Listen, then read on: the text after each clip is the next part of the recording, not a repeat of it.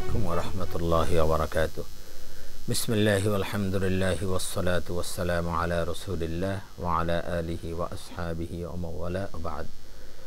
فقد قال الله تعالى في التنزيل العزيز وفرقانه القديم: أعوذ بالله من الشيطان الرجيم. بسم الله الرحمن الرحيم. لقد أرسلنا رسلنا بالبينات وأنزلنا معهم الكتاب والميزان ليقوم الناس بالقسط. সাদাকাল্লাহুল আযীম।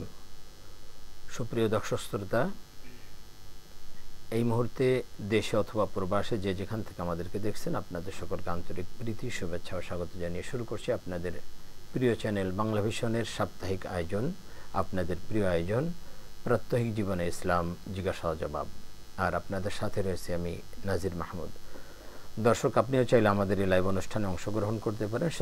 সেজন্য আমাদের স্কলে যে নাম্বারগুলো আছে সেখানে আপনাকে ফোন করতে হবে। যে আপনারা অবগত আছেন যে প্রতি বৃহস্পতিবার ঠিক এই সময় আমরা আপনাদের সামনে উপস্থিত হই, সমসাময়িক গুরুত্বপূর্ণ অথবা জীবন ঘনিষ্ঠ কোনো বিষয় নিয়ে আলোচনা করি এবং আপনাদের প্রশ্নের জবাব দিয়ে থাকি। আজও আমরা তেমন একটি গুরুত্বপূর্ণ বিষয় নিয়ে আলোচনা করব, আর তা হলো ন্যায় বিচার এবং ন্যায় বিচার প্রতিষ্ঠায় দায়িত্বশীলদের ভূমিকা।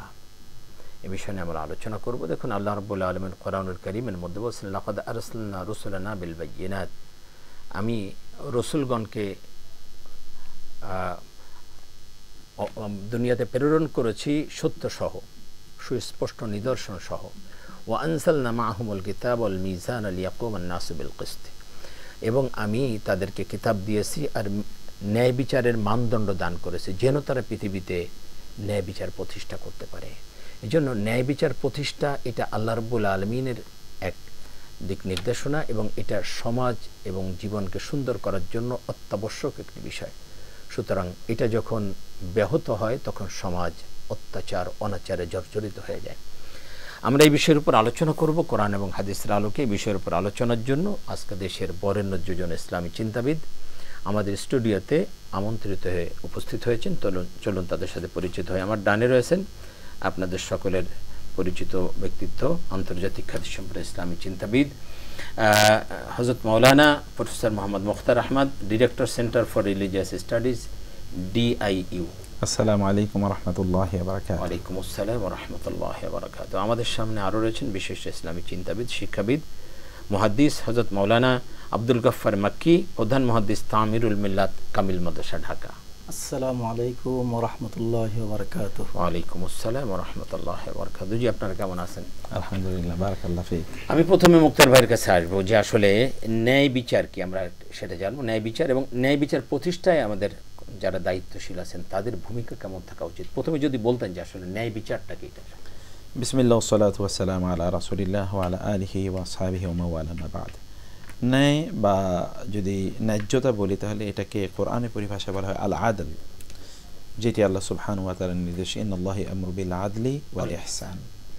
আল্লাহ তাআলা তোমাদেরকে আদল এর ব্যাপারে নির্দেশনা দিয়েছেন। আদল মানে হচ্ছে কোনো দিকে ঝুঁকে না যাওয়া।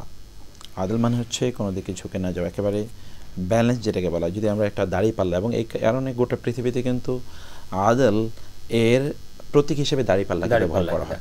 দাঁড়িপাল্লা মানে ব্যালেন্স, একেবারে দুটো সমান্তরালে থাকবে। একটি যদি একদিকে ঝুঁকে যায় তাহলে কিন্তু সেখানে, এই জন্য ইয়াদিলুন মানে ইউশরিকুন মানে শিরিক করা, কোন একদিকে ইয়ামিলুনা ইলা শিরকি, শিরকের দিকে ঢুকে যাওয়া, মানে কোন দিকে ঢলে যাওয়া। তো এটা মানে হচ্ছে ঢলে না যাওয়া, একেবারে ব্যালেন্স অবস্থায় থাকা, ইকুইলিব্রিয়াম অবস্থায় থাকা, অর্থাৎ যিনি যেটা পাওয়ার যোগ্য তাকে সেটা প্রদান করা, এটা হলো আদল। মানে এরকম বলা হয় যে ফিগারে মাদলি হলো জুলুম, আর ওয়াদউ শাই ফি মাহাল্লি এটা হলো আল আদল, নাম, অথবা আল আদব। তো এটি হচ্ছে মৌলিকভাবে, মানে যেই কাজটি যেভাবে করা দরকার ঠিক সেই কাজটি সেভাবে করাই হচ্ছে আদল। অতএব এই জায়গায় যদি আমরা বিচারের ক্ষেত্রে যদি বলি, তাইলে বিচারের ক্ষেত্রে যিনি যতটুকু প্রাপ্য তাকে ততটুকু প্রদান করা, এটা হলো আদল। অথবা যিনি যে বিচার পাওয়ার কথা তাকে সেই বিচারই প্রদান করা, তার এটি যদি ব্যক্তির পক্ষে যাক অথবা বিপক্ষে যাক, যেটা আল্লাহ তাআলা বলেছেন, ওয়ালা ইয়াজরিমান্নাকুম শানাআনু কওমিন আলা আল্লা তা'দিলু ই'দিলু হুয়া আকরাবু লিত-তাকওয়া। মানে তোমাদের এমন অন্য আয়াত যেমন আছে, কুমু শুহাদা লিল্লাহি বিল কিসতি ওয়ালাউ আলা আনফুসিকুম আবিল ওয়ালিদাইনি ওয়াল আকরাবিন, যদি তোমাদের আত্মীয়স্বজন পিতামাতা এমনকি নিজেদের বিরুদ্ধেও যদি যায় তাইলে তোমরা আদল মেনটেন করবে, তোমরা ইনসাফ মেনটেন করবে। যে বিচার করার কথা, বিচার তো এটা স্বাভাবিক মানে একটা ইস্যু না, এটা গোটা জীবনেই এটা বিচার প্রযোজ্য, কোনো ডিসিশন মেকিংয়েও এটা এই বিষয়টা আদল এটা প্রযোজ্য। ফলে আমার বিপক্ষে গেলেও যে যতটুকু পাওয়ার কথা ততটুকু তাকে বলা। এটা যদি না থাকে তাহলে মানুষ বা সমাজ পরিবার কোনো কিছুই কিন্তু না, তখন ইমব্যালেন্স তৈরি হয়। যেটি আপনি যে আগে বলেন সূরাতুল হাদিদে যেটা আল্লাহ তাআলা বলেছেন ওয়া আনজালনাল হাদিদা ফিহি বাসুন শাদীদ ওয়া মানাফিউ লিন-নাস। তো এখানে আল হাদিদ মানে হচ্ছে এখানে যদি বলা হয় এটাও দাঁড়িপাল্লা, দাঁড়িপাল্লা মানে হচ্ছে এটি যদি করি তাইলেই কেবলমাত্র মানুষ কল্যাণে থাকবে, সৎ থাকবে। আর যদি এটি অনুপস্থিত থাকে তাহলে তো এটা জুলুমতন্ত্র তৈরি হবে, তখন আর এখানে শান্তি থাকবে না, প্রশান্তি থাকবে না, এখানে মানুষের লাইফগুলো তখন স্বাভাবিক প্রক্রিয়া চলবে না, সব কিছু তখন এলোমেলো হয়ে যাবে। আর একটা জুলুম আর একটা জুলুমকে জন্ম দেয়, একটি ইমব্যালেন্স আর একটা ইমব্যালেন্সকে তৈরি দেয়, একটা অন্যায় আর একটা অন্যায়কে জন্ম দেয়। এমনকি যদি কোথাও বিচারহীনতা সংস্কৃতি যদি তৈরি হয় তাহলে এই সংস্কৃতি থেকে কেউ বাঁচবে না। কিন্তু যিনি আগে তিনি বিচার করেন নাই, কোন এক সময় তিনিই বিচারহীনতার কারণে তিনি নিজেও কিন্তু ডুববেন, তিনি সাফার করবেন, মাজলুম হবেন তিনি। তো সেই কারণে এটি আমাদের প্রত্যেকের, এই জায়গায় প্রত্যেকে কুল্লুকুম রাঈন ওয়া কুল্লুকুম মাসউলুন আন রাইয়াতি, প্রত্যেকে কিন্তু দায়িত্বশীল। সেই কারণে বিচার অথবা যদি আমরা আদলের কথা বলি, আদল কিন্তু কেবলমাত্র এটি যারা বিচার কার্য পরিচালনা করেন তাদের জন্য, স্পেসিফিক্যালি কোর্টে যারা বসে তাদের জন্য এটা এরকম না, এটা কিন্তু আমাদের নিজের জন্য। কারণ রাসূলুল্লাহ কি বলেছেন, ইদিলু বাইনা আওলাদিকুম ইদিলু বাইনা আওলাদিকুম ইদিলু বাইনা আওলাদিকুম, তোমাদের সন্তানদের মধ্যে আদল করো, সন্তানদের মধ্যে আদল করো, সন্তানের মধ্যে আদল করো। সূরাতুন নিসায়ে স্ত্রীদের ব্যাপারে বলা হয়েছে না যে তোমরা, যে আয়াতটি আমরা বললাম যে সেখানে আল্লাহ সুবহানাহু বলেছেন কারণ তোমরা যদি একাধিক স্ত্রীকে মেনটেন না করতে পারো ফাওয়াহিদাতান, একজনকে তোমরা ইয়ে করো, কারণ আল্লাহ সুবহানাহু ওয়া তাআলা জানেন যে তোমরা কোন একদিকে ঝুঁকে যাবে।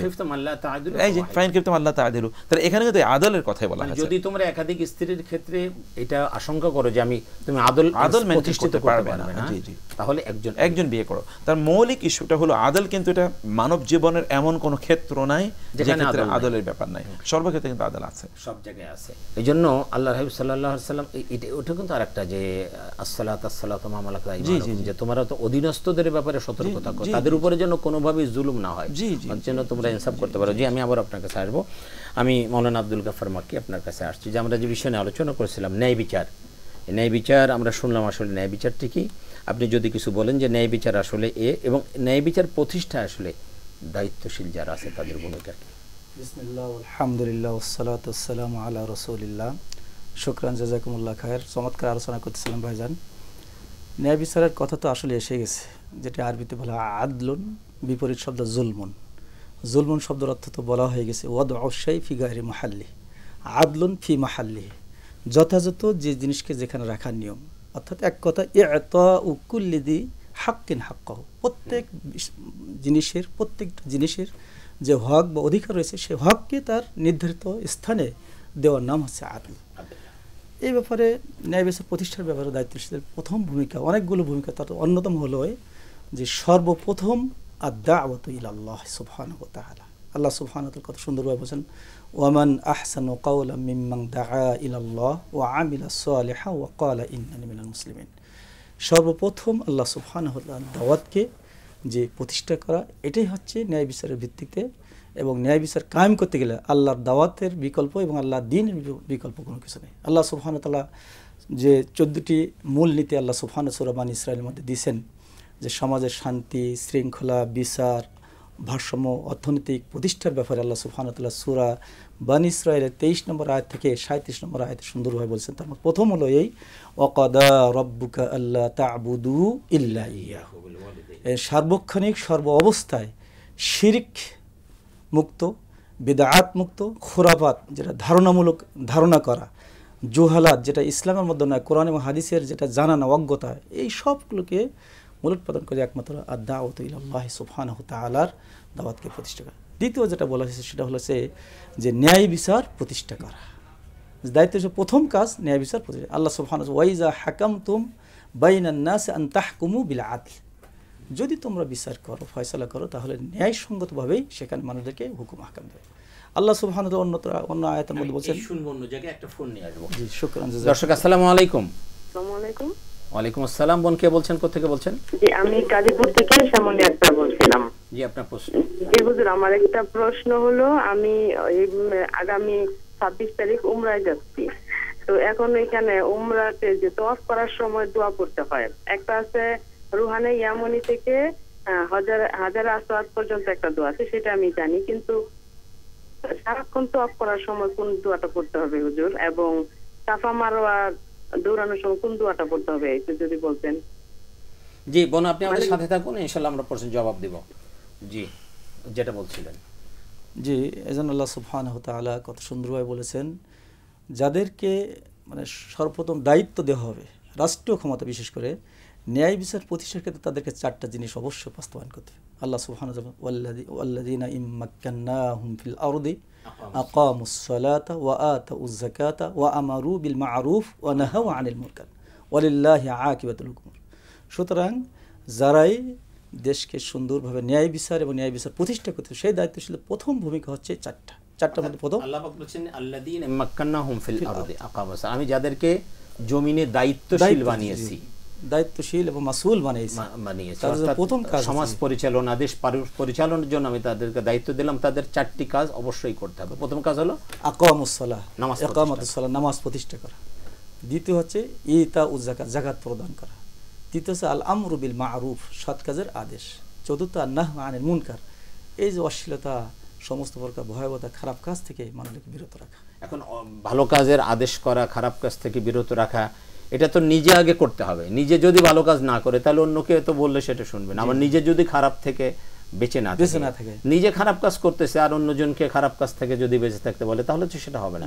তাহলে দায়িত্বশীলদেরকে আগে তো এই কাজ নিজে করতে হবে, যে নিজে নামাজি হতে হবে, নিজে যাকাত দিতে হবে, নিজে তাকে ভালো কাজ করতে হবে, খারাপ কাজ থেকে দূরে থাকতে হবে, দেন এটা সমাজে প্রতিষ্ঠিত করতে হবে। তাহলে আশা করা যায় যে সমাজ সুন্দর এবং ন্যায় বিচার প্রতিষ্ঠা। জি, আমি আমার কাছে আবার আসবো ইনশাআল্লাহুল আজিজ। আমি মুক্তার ভাইয়ের কাছে আসছি। আমাদের গাজীপুর থেকে এক বোন একটা ফোন দিয়েছিলেন, সে বোনের ফোন দিয়ে আমরা শুরু করব।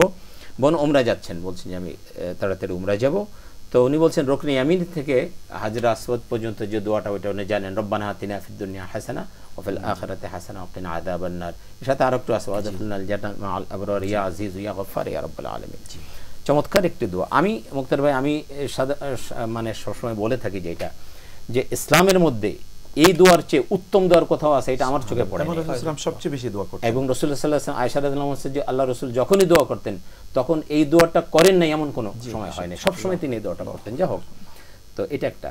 তো উনি বলছেন যে এই দোয়াটা, কিন্তু অন্য অন্য জায়গায় উনি বলছেন যে কে দোয়া করতে হবে, এটা আমি বুঝতে পারছি না। আপনি যদি দেখুন, অন্যান্য জায়গায় আপনার মন মতো করে আপনি দোয়া করবেন, আপনার মনে যে দোয়াটি আসে সেগুলো আপনি দোয়া করবেন। বাংলায় বলেন। সর্বোত্তম দোয়া হলো আল্লাহ তাআলা যেগুলো শিখিয়েছেন, এর চেয়ে উত্তম কোনো দোয়া নেই, কারণ আল্লাহ শিখিয়েছেন তার কাছে কিভাবে দোয়া করতে হয়। দ্বিতীয় সর্বোত্তম দোয়া হচ্ছে রাসূল যেগুলি শিখিয়েছেন, কারণ আল্লাহ তার রাসূলকে ইন্সপায়ার না করলে, ওয়াহি না করলে, যেটা ইলহাম বা ওয়াহি গায়রে মাতলু না করলে তিনি এটি বলতেন না। এটা 2 নম্বর দোয়া সবচেয়ে উত্তমতার দিক থেকে। 3 নম্বর উত্তমতার দিক হলো সালফে সালেহিন যে দোয়াগুলো করতেন, কারণ তারা ওই দোয়ার ক্ষেত্রে আকীদার ইস্যুগুলো তারা রেখেছেন। 4 নম্বর দোয়া হলো যেই সকল দোয়াগুলো এমনিতেই কল্যাণকর, আপনি আপনার মনে যেগুলো আসে এই সকল দোয়া করেন। 5 নম্বর যেগুলোর মধ্যে খারাপ জিনিস আছে সেগুলো করবেন না।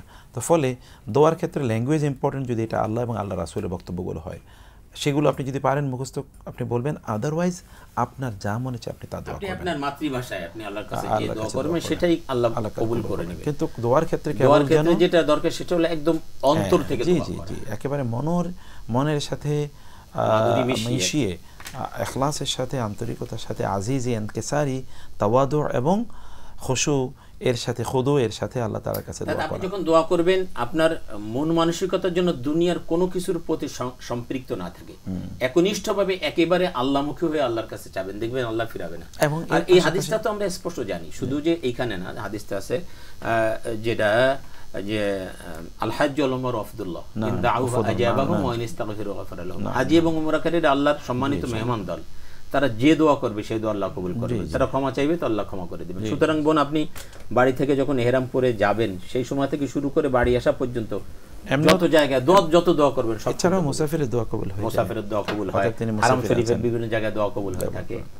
আপনার যা মনে চায় আপনি দোয়া করবেন। তবে আর তাশবিশ থেকে দূরে থাকতে হবে। তাশবিশ মানে হচ্ছে দোয়া করতে গিয়ে একটু আওয়াজ করে দোয়া করলে অন্যদের তখন মনোযোগ নষ্ট হয়। এটা আমরা দেখি তাওয়াফের সময় অনেকে একদম দল বেঁধে উচ্চ স্বরে বলে, এটা করবেন না, এটা জায়েজ নেই, জায়েজ এক নেই। নম্বর। দুই নম্বর বিষয় হলো যে আপনি দোয়া করার সময় দুনিয়ায় কেবলমাত্র চাইবেন না, কারণ অনেকেই কেবল দুনিয়া আমার আল্লাহ বলেন আতিনা ফিদ দুনিয়া হাসানা ওয়া ফিল আখিরাতি হাসানা, দুনিয়ার কল্যাণ চাও আখিরাতের আর আর আর মানে যেই সকল ব্যক্তিরা জান্নাতে প্রবেশ করলো ওয়াউদখিলাল ফামান যুহজিহা আনিন নারি ফাকাদ ফাজ, তাহলে ফাউজ তো সেটাই যদি আমি আখিরাতে কল্যাণ পাই।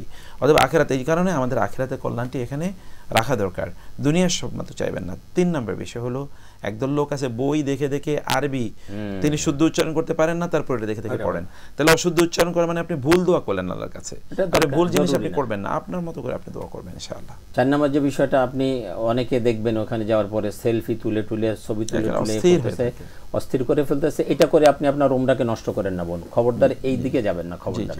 একদম মানুষ যেন মানুষকে দেখানোর কোনো ইয়ে না থাকে এখানে, আপনি সেভাবে শুধু আল্লাহকে রাজি খুশি করার জন্য, আল্লাহকে সন্তুষ্ট করার জন্য হজ উমরা করবেন, দেখবেন আল্লাহ সেটা কবুল করবেন। জি, আমি যে জায়গা আমরা ছিলাম, ন্যায় বিচার প্রতিষ্ঠা, আসলে দায়িত্বশীল যারা রয়েছে, দায়িত্বশীলদের ভূমিকা কেমন থাকা দরকার? সুবহানাল্লাহ, ন্যায় বিচার তো মূলত প্রতিষ্ঠা করবেন কারা? দায়িত্বশীলরা। ইন্নাল্লাহা ইয়া'মুরুকুম আন তুআদ্দুল আমানাতি ইলা আহলিহা, আল্লাহ বলেছেন তোমরা ওই সকল ব্যক্তিকে দায়িত্ব প্রদান করো যে ব্যক্তি ওই দায়িত্ব নেয়ার যোগ্যতা রাখেন, এটা তো আল্লাহর নির্দেশ। অথবা কাকে আমরা দায়িত্ব প্রদান করছি? যদি আমরা খারাপ লোককে দায়িত্ব প্রদান করি তাহলে মানুষের উপর জুলুম করলাম এবং এই ব্যক্তির উপরও জুলুম করলাম, কারণ উনি তো এটা ফাংশন কর্মচারী ক্ষমতা, এটা তো ওই ইসে চলে আসলো ওয়াদা শাই গায়রা মাহাল্লি, ফি গায়রি মাহাল্লি, তাই না? এটা রেখে দেয়। জি, এইটি হলো যে একটা ইস্যু। এছাড়াও যারা বিচারপতি তারা কিন্তু ভয়াবহ ডাইরেক্টলি আয়াতের সাথে মূলত এই কনসেপ্টটা তারাই মূলত এখানে বিচারক যারা ওয়াইদা হাকামতুম বাইনান নাস আন তাহকুমু বিল আদল, তোমরা যখন মানুষের মাঝে বিচার ফয়সালা করবে তখন তোমরা আদলের উপর, ইনসাফের উপর তোমরা বিচার ফয়সালা করবে। আপনার কাছে আমি আসবো ইনশাআল্লাহ। আমি আব্দুল গফর মাক্কি আপনার কাছে একটু আসছি যে আল্লাহ রাব্বুল আলামিন কোরআনুল কারীমের মধ্যে বলছেন যে যারা আল্লাহ রাব্বুল আলামিনের কিতাব দ্বারা ফয়সালা করে না তারা জালিম, তারা ফাসিক, তারা কাফির, এরকম 3 জায়গায় 3 ভাবে বলছেন। আপনি এইটা যদি একটু আমাদেরকে খোলাসা করে বলতেন যে আসলে বিচার ফয়সালা কেমন হওয়া উচিত, ন্যায় বিচার প্রতিষ্ঠায় এইটা এই মানদণ্ডটা কেমন হওয়া দরকার? এটা এক কথা বলা হয়েছে ইকামাতুল কানুন আল জব্বারিয়া ওয়া ইকামাতুল কানুন আর রাব্বানিয়া, অর্থাৎ একমাত্র আল্লাহ প্রদত্ত বিধিবিধানকে প্রতিষ্ঠা করা, মানব রচিত সমস্ত বিধিবিধানকে পায়ের নিচে পিষ্ট করে দেওয়া।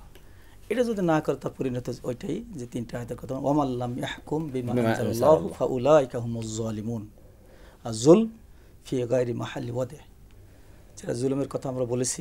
জি, আবার আল্লাহ তাআলা ফাউলাইকা হুমুল ফাসিকুন, ফিসক খুরুজ আনিত তাআহ, জি, যে সম্পূর্ণ আল্লাহ এবং আল্লাহ রসুলের যে আনুগত্য, যে দ্বীনের যে আনুগত্য, তাতে সম্পূর্ণ সে খারেজ হয়ে গেল।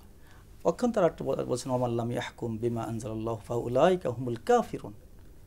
3টি কথা সরাসরি আসছে যে এই শক্তি অর্থাৎ ইকামাতুল কানুন, আল্লাহ প্রদত্ত বিধিবিধানকে যদি সে দায়িত্বশীল প্রতিষ্ঠা না করে আর রাসূল করিম সাল্লাল্লাহু আলাইহি ওয়াসাল্লামের পথ প্রদর্শিত পথে যদি না চলার ব্যবস্থা করে, এই বিচার ব্যবস্থা বিচারকদের যদি বিশেষ করে যদি না করে, তাহলে তারা এই 3টি খ্যাত নামে খ্যাত।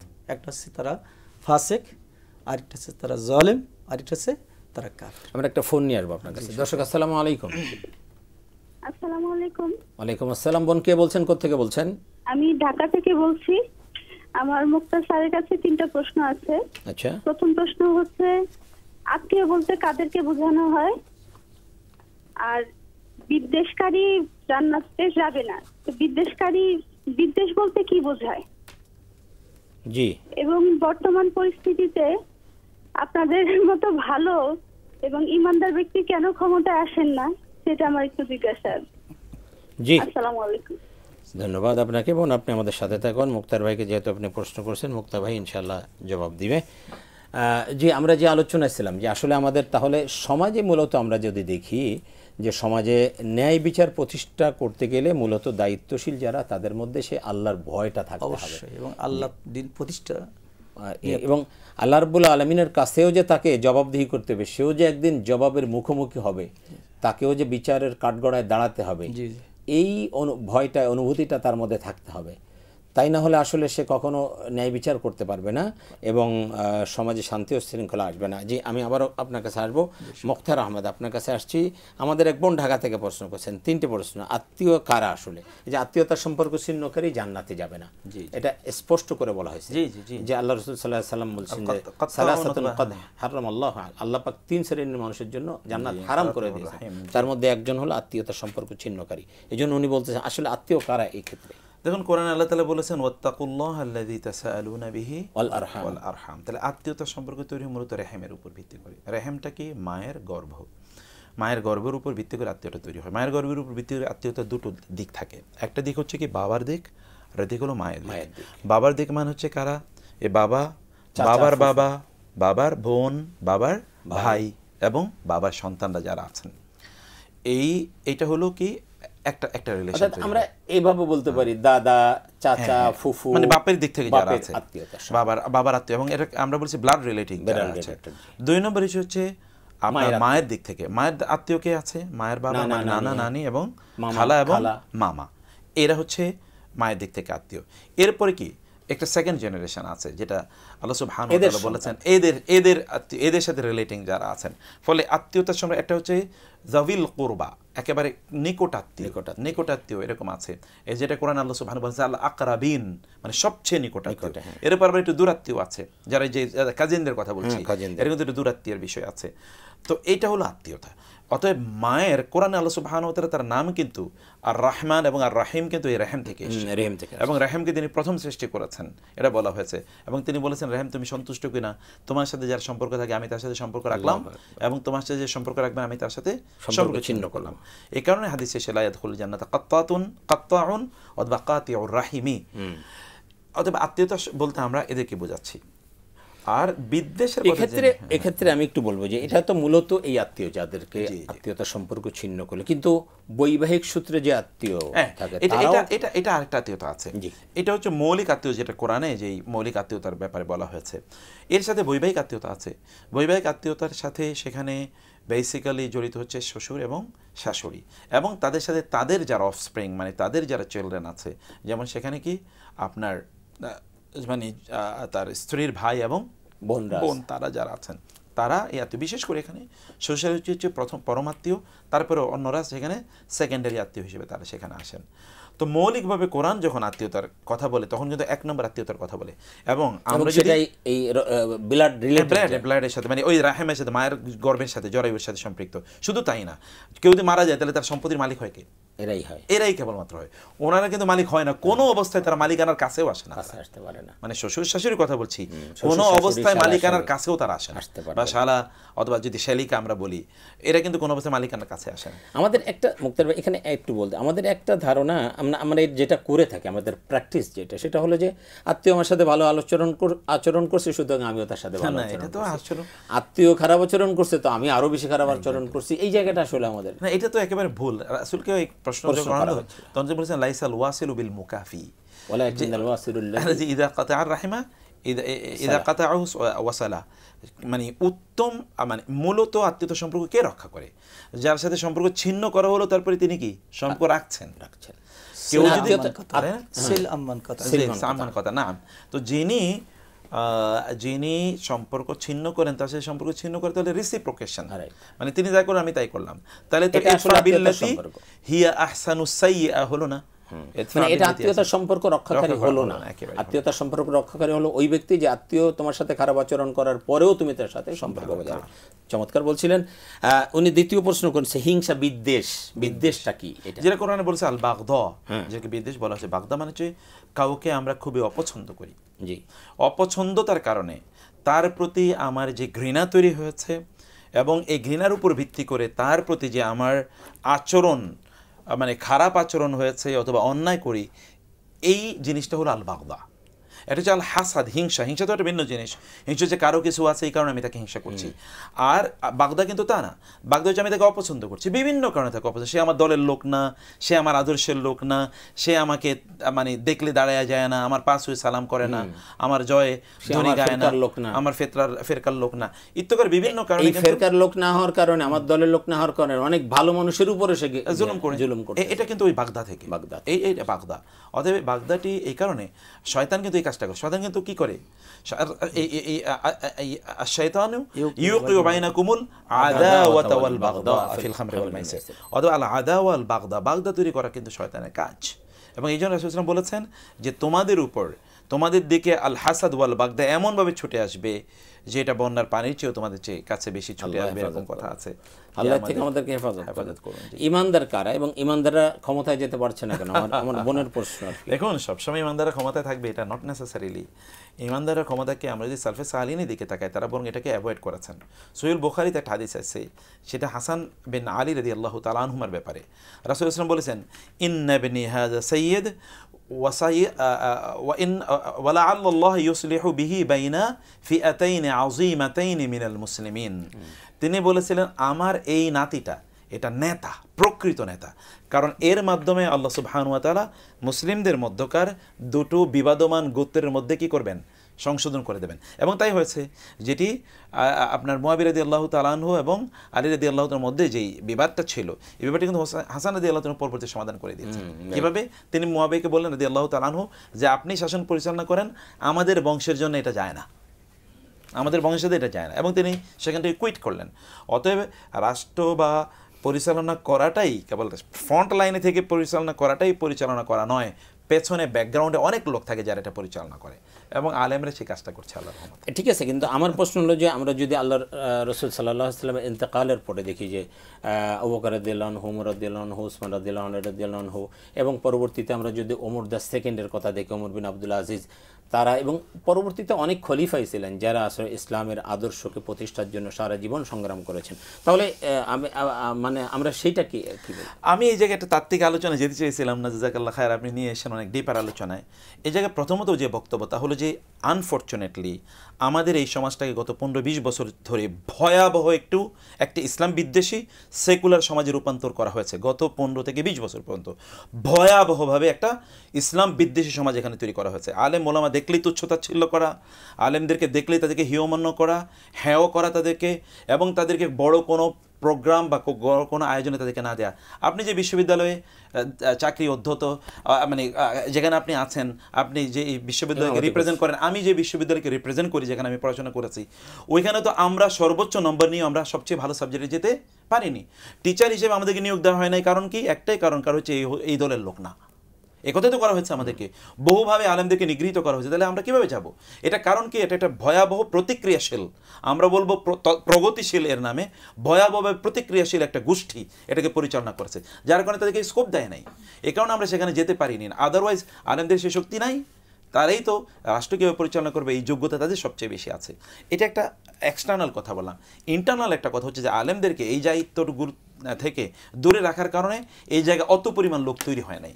আশা করছি ইনশাআল্লাহ যদি এই সুযোগ, এখন একটা উন্মুক্ত পরিবেশ তৈরি হচ্ছে বলে আমরা বিশ্বাস করি, এরকম একটা জায়গা হয়তো আলেমরা সেটা আসতে পারবে ইনশাআল্লাহ। জি, ধন্যবাদ। আমি আপনার কাছে আবারও আসবো। আমি আব্দুল গাফফার মক্কি আপনার কাছে আসছি। আসলে দায়িত্বশীল বলতে শুধুমাত্র যে রাষ্ট্রীয় দায়িত্বে থাকবে, যেটা মুক্তার ভাইও বলছেন, এটা নেসেসারি না। নেসেসারি হলো যে আমরা প্রত্যেকেই কোথাও না কোথাও দায়িত্বশীল আছি। যেমন আমি ঢাকা ইউনিভার্সিটি মসজিদের ইমাম, আমি এই মসজিদের দায়িত্বশীল। আপনি একটা মাদ্রাসার মুহাদ্দিস, হেড মুহাদ্দিস, আপনি ওইখানের দায়িত্বশীল। উনি একটা ইউনিভার্সিটির প্রফেসর, উনি ওইখানের দায়িত্বশীল। তাছাড়া আমরা প্রত্যেকে আরও দায়িত্বশীল। একজনে আপনার পরিবারের দায়িত্বশীল, কেউ সমাজের দায়িত্বশীল। এই যে স্কুল, কলেজ, মাদ্রাসা, বিভিন্ন জায়গায় এই দায়িত্বশীল, কেউ শিল্প কারখানা আছে সেখানে দায়িত্বশীল, তাই না? সরকারি বেসরকারি বিভিন্ন জায়গায়। আসলে এই জায়গা থেকে, যে দায়িত্বশীলের জায়গা থেকে প্রত্যেকে কিভাবে তার ন্যায় বিচারটা প্রতিষ্ঠা করতে পারে? চমৎকার। আসলে আল্লাহ সুবহানাহু ওয়া তাআলা দ্বীনকে যদি প্রতিষ্ঠা করা হয়, শুধু একটাই, আন আকিমুদ্দিন ওয়ালা তাতাফাররাকু, এই সার্বজনীন জীবন ব্যবস্থা যদি প্রতিষ্ঠা থাকে, সকলেই সকলের দায়িত্ব যথাযথভাবে পালন করবে। কাউকে নামাজের জন্য আমাদেরকে দায়িত্বশীল বানানো লাগবে না যে নামাজে আসো, কাউকে শিল্প না কারখানা না, এখন সেই নামাজি বানানোর জন্য তো দায়িত্বশীলের ভূমিকা আছে। হয়তো তার অধীনস্থ যারা আছে তারা নামাজি না, অধীনস্থ যারা আছে তারা এদিক সেদিক চলতে চায়, সেই ক্ষেত্রে দায়িত্বশীলের ভূমিকাটা কি থাকবে? এই ক্ষেত্রে বলছি যে দিন প্রতিষ্ঠা যদি থাকে সার্বক্ষণিক সর্বাবস্থায়, তাহলে সকলেই কিন্তু দায়িত্বশীলের ভূমিকা পালন করবে। এবং সর্বক্ষেত্রে যে কথা বলছেন, শিল্প কারখানায় হোক বা ইউনিভার্সিটি হোক, মসজিদে হোক, মাদ্রাসায় হোক, স্কুল কলেজ, যে অবস্থা আছে, যদি সে কোরআন সম্পর্কে এবং হাদিস সম্পর্কে, আল্লাহ দ্বীন সম্পর্কে ভালো সে জ্ঞানবান এবং বিজ্ঞ ধারণা তার থাকে, তাহলে সে নিজেই দায়িত্বশীল হবে এবং অপরদেরকে দায়িত্বশীল বানাবে। সবাই যে আসলে কোরআন হাদিস সম্পর্কে জ্ঞাত না বা বড় দায়িত্ব জ্ঞান থাকবে তাও না। আপনি সাধারণ শ্রমিকদের মনে করেন যে একটা শ্রমিক, একটা গার্মেন্টস সেক্টর, অনেক শ্রমিক সেখানে আছে, তারা অনেকে দিন সম্পর্কে একেবারেই বেখবর। এখন এখানে দায়িত্বশীলের ভূমিকা সেখানে কি?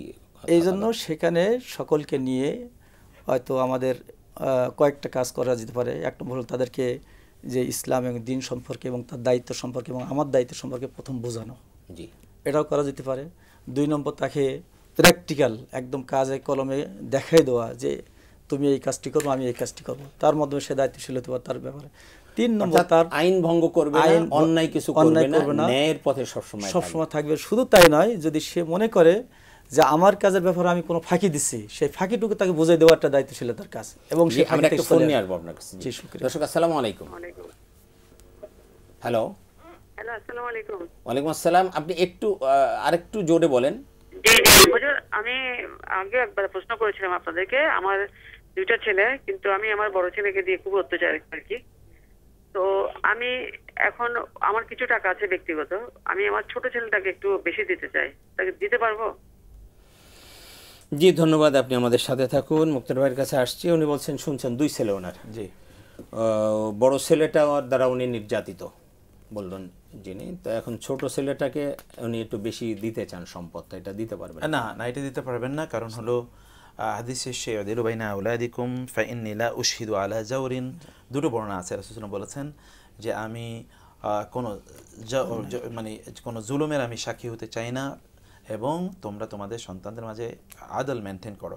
তো এই কারণে আপনার কারো প্রতি অনুরাগ বেশি, কারো প্রতি আপনার অভিযোগ বেশি, এই কারণে আপনি কাউকে বেশি কম দিতে পারবেন। কিন্তু এরকম যদি হয় যে বড় ছেলেটা মার খবরই রাখছে না, ছোট ছেলেটা মাকে দেখতেছে, তার লালন পালনের দায়িত্ব সবকিছু সে করতেছে, সেক্ষেত্রে তো মা তাকে কিছু দিতে পারেন না। সেটা এমনি দিতে পারবে না। যদি উত্তরাধিকারের ইস্যু থাকে, তাহলে উত্তরাধিকারে কম বেশি করা যায় না, কার প্রতি কে কতটুকু ভালো আচরণ করছে তার উপর ভিত্তি করে। তিনি যেটা করতে পারেন তা হলো তার ভরণ পোষণের জন্য তিনি পয়সা, তারই তো সম্পদ, তিনি বিক্রি করে ভরণ পোষণ করবেন। উনি রেখে যাবেন কেন? ওনার সম্পত্তির মালিক সন্তানরা তখনই হবে যখন উনি মারা যাবেন, ইন্তেকাল করবেন। তার আগে তো সম্পত্তির মালিক না, তাহলে এই মালিকানার প্রশ্নই তো এখন আসে না। ওনার যদি 1 পয়সাও না থাকে তাহলে সন্তানটা পাবেন কেন? না, এখন উনি যদি দিয়ে যেতে চান জীবদ্দশায় দিয়ে যেতে চাইলে এটা একটা অন্যায়, এবং এই জায়গায় অনেকে ভুল করেন, যেটি জীবদ্দশায় যখন দিয়ে যেতে চান তখনই তারপরে তারা আরও বেশি নিগৃহ এর শিকার হন। বরং তিনি যদি দিতে চান তাহলে তিনি যতটুকু কোনো একটা অংশকে, এটা আছে তোমাদেরকে ভাগ করে দিলাম, বাকিটা আমি বেঁচে থাকি, যদি আমার কাজে লাগবে আদরেস তোমরা পরে ভাগ করে নেবা, আমি ইন্তেকালের পরে। সুতরাং বোন, আপনি বুঝতেই পারছেন আসলে আপনার কি করা উচিত। আমরা সেই জায়গাটা অবশ্যই থাকবো।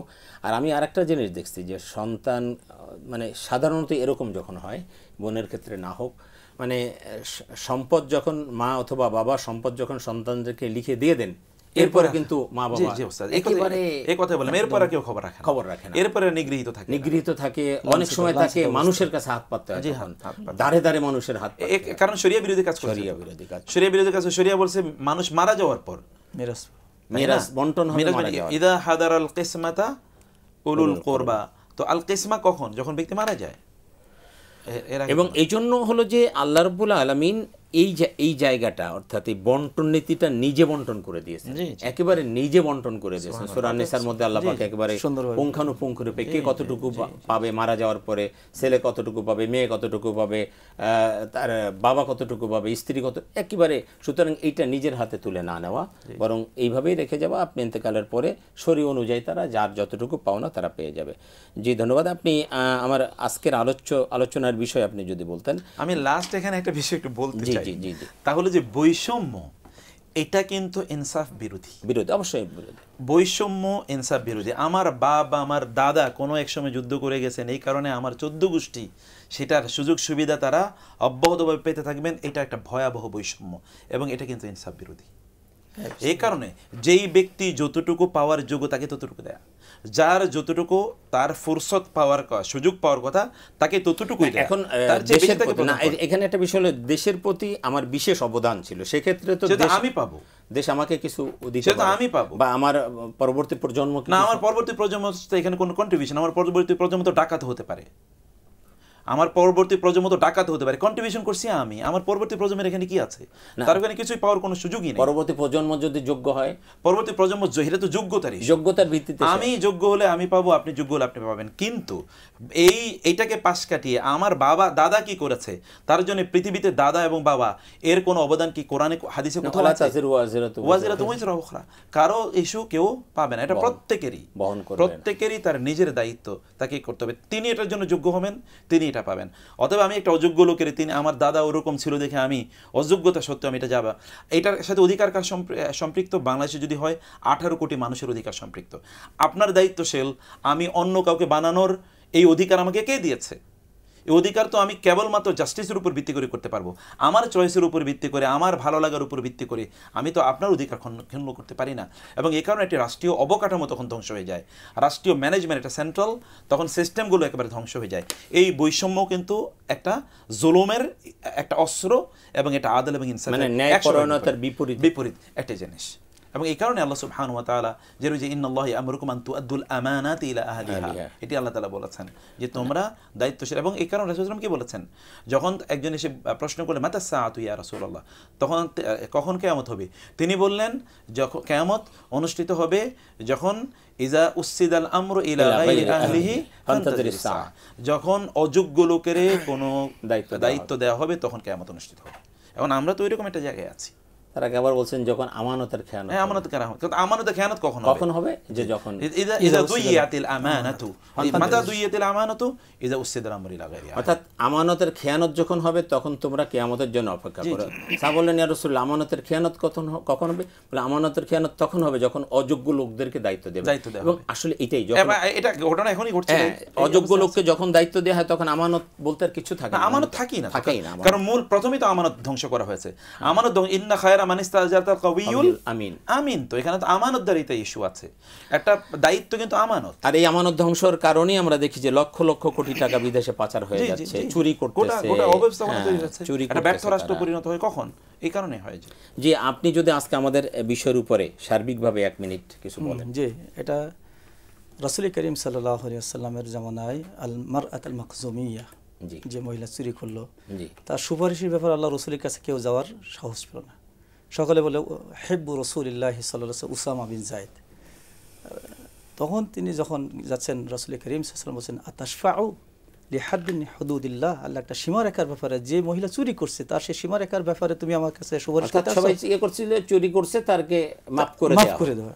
আল্লাহ রাসূল ওয়াল্লাহি ওয়াল্লাহি লাউ আন্না ফাতিমা বিনত মুহাম্মাদিন লা সারাকাত লাকাতাতু ইয়াদাহা, সুবহানাল্লাহ, মুহাম্মাদের মেয়ে ফাতিমা যদি চুরি করে তাহলে তার আমি হাত কেটে দিতাম। এইটা হলো ন্যায় বিচার, এইটা হলো ন্যায় বিচার। আমরা যদি দেখি ওমর রাদিয়াল্লাহু আনহু তার ছেলের ব্যাপারে কি ন্যায় বিচার, সুবহানাল্লাহ, আল্লাহু আকবার, এটা হচ্ছে সবচেয়ে ন্যায় বিচার। ছেলের অপরাধী সাব্যস্ত হতে তিনি নিজে দৌড়া মেরেছেন, নিজে দৌড়া। আল্লাহু আকবার, এইটা হলো মূলত ন্যায়, সবচেয়ে মূলত ন্যায় বিচার। এই কারণে এই হাদিসটা যদি আমাদের সমাজে প্রতিষ্ঠা করা হয় এবং বলা হয় যে ধনী লোক যখন চুরি করে তারা এই জন্য ধ্বংস হয়েছে, তারা পূর্বেও ধ্বংস হয়েছে, এখনও ধ্বংস হচ্ছে। যে ধনী লোক এবং যারা বিত্তশালী তারা যদি চুরি করে তাদেরকে ছেড়ে দিয়েছে বড় শরীফ লোক, আর দঈফ দুর্বল লোক যখন একটু কোনো ধরনের কিছু তাকে তারা আখাজুহু, তারা তাকে কি করছে, হত্যা করছে, বেঁধেছে, মেরেছে, নির্যাতন করছে, অত্যাচার। ঠিক আমাদের সমাজে সেরকম অবস্থা। আমি একটা বাস্তব ঘটনা বলি। এক মসজিদে জুতা চুর হয়েছে, তো জুতা চোরকে ধরে পিটাইতেছে, যে লোকটা সবচেয়ে বেশি পিটানোর কথা সে দুইটা দাঁড়ায় আছে। আমরা আপনি পিটান না কেন? যে এই জুতা চোরে পিটাই কি করবো? দেশের লক্ষ লক্ষ কোটি টাকা চুরি করতেছে, তাদেরকে কিছু বলতে পারি না, এই জুতা চোরে পিটাই আমি করবো। এই জন্য এই দেখেন যে শেয়ার বাজারগুলো কত হাজার কোটি টাকা সে মেরে নিয়ে গেছে। এবং এই যে ইসলামী ব্যাংকের বর্তমান অবস্থায় আমরা জানতে পেরেছি বর্তমানে যে 50,000 কোটি টাকা নিয়ে গেছে, তাদের কোনো হদিস নেই। অর্থাৎ ছোটোখাটো ব্যাপার নিয়ে সেগুলো নিয়ে কি বলে দরাদরি করা। এই কারণে তো আল্লাহ সুবহানাহু ওয়া তাআলা ন্যায় বিচার প্রতিষ্ঠা করে ইদিলু হুয়া আকরাবুল তাকওয়া, এটা হলো তাকওয়া। তাকওয়া। এই ন্যায় বিচার প্রতিষ্ঠা করাই হলো আল্লাহ ভীতি, এইটার নামই হলো আল্লাহ ভীতি। ইন্না আকরামাকুম ইনদাল্লাহি আতকাকুম। জি ধন্যবাদ আপনাকে। আমি মুক্তার ভাই আপনার কাছে আসছি আজকে বিষয়ের উপর সার্বিক 30 সেকেন্ডের মধ্যে। আমরা বলবো যে বিচার কার্য, বিচারালয়ের ব্যাপারে বলবো। রাসূল সাল্লাল্লাহু আলাইহি ওয়াসাল্লাম বলেছেন বিচারকরা 3 ধরনের আছে। এক দল কেবল জান্নাতে যায় আর বাকি 2 দল জাহান্নামে যাবে।